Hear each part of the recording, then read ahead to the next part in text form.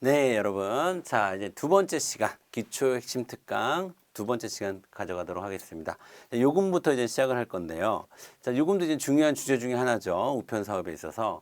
자, 근데 요금을 별납하는 방식이 있어요. 자, 별도로 납부한다라는 뜻입니다.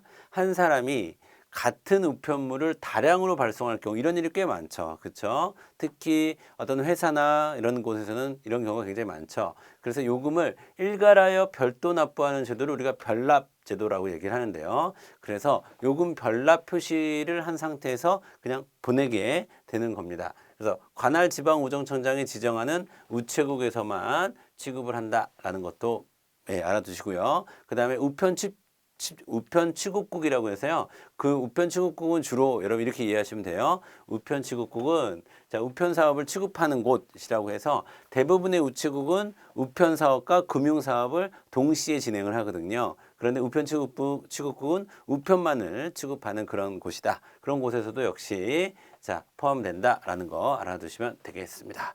자, 우편물의 종류, 그 다음에 무게, 우편 요금 등이 같고 동일이니 한 번에 발송하는 우편물이 되는데 그러니까 너무 적은 거를 별납으로 서비스를 해주진 않습니다. 그래서 통상 우편물 같은 경우도 소포 우편물 같은 경우도 10통 이상이 돼야 별납 별도의 납부가 가능한 서비스를 해주게 되는 겁니다. 되셨죠? 자, 다음. 자, 이번에는 훈합 보도록 할게요. 훈합. 훈합은요, 나중에 낸다라는 뜻입니다. 나중에 납부해도 되는 우편물. 자, 요금을 우편물 발송할 때 내지 않고요. 1개월간의 요금을 다음 달 20일까지 납부하는 제도를 훈합 우편물 제도라고 이야기를 합니다. 자, 이거는 1개월간의 발송 예정 우편물의 2배에 해당하는 뭐가 필요해요? 담보금이 필요하다라는 거 미리 좀 알아두시고요.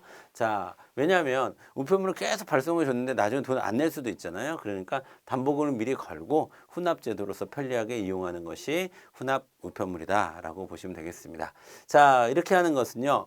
회계상의 번잡함을 줄이고 또 소인 절차라고 이게 도장을 찍는 절차를 생략함으로써 조금 더 편리하게 우편 서비스를 이용할 수 있도록 해주는 것입니다. 이 경우는 아까 10통이었잖아요. 별납 같은 경우에는. 근데 이거는 한 사람이 매월 100통 이상, 통상이든 소포든 100통 이상을 기준으로 한다. 그러니까 좀 더 많은 통수가 필요한 거겠죠. 그럴 때 나중에 내도 되는 훈합 우편물 제도를 적용하고 있습니다. 자, 이용 우체국 등이 따로 정해져 있고요. 그 다음에 우편 취급국은 총괄 우체국장의 사전 승인이 필요하다. 자, 국가나 지자체에 발송할 때에는 발송 우체국장이 정하는 조건에 부합해야 된다. 이 정도의 기준을 가지고 있습니다. 자, 다음.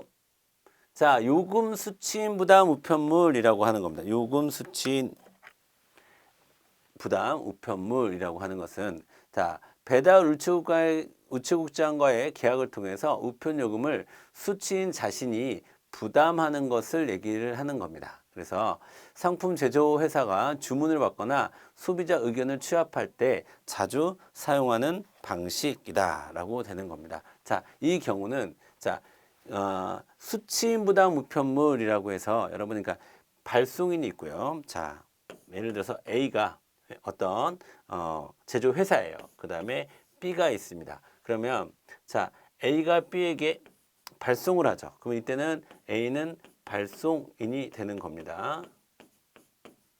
자, 그런데 자, A가 발송이 된 A가 만약에 설문조사를 하는 거라고 한번 봅시다. 어떤 그 회사의 이익을 위해서 상품을 판매하는 마케팅의 방법으로 설문조사를 한다라고 좀 볼게요. 그러면 설문을 요청하는 우편을 보내겠죠.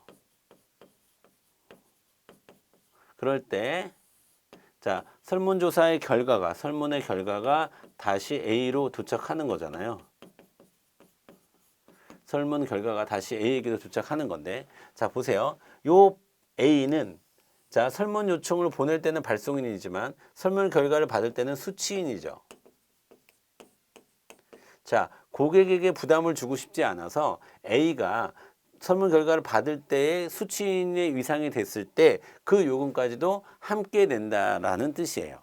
아시겠죠? 그게 바로 요금 수취인 부담입니다. 그래서 요금 수취인 부담은 여러분 우리가 흔히 생각하는 착불하고는 달라요.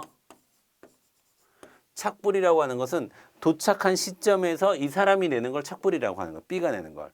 그런데 지금 이거는 다시 돌아와서 내가 수취인이 될 때, 그때 요금을 내가 내겠다라는 뜻입니다. 아시겠죠?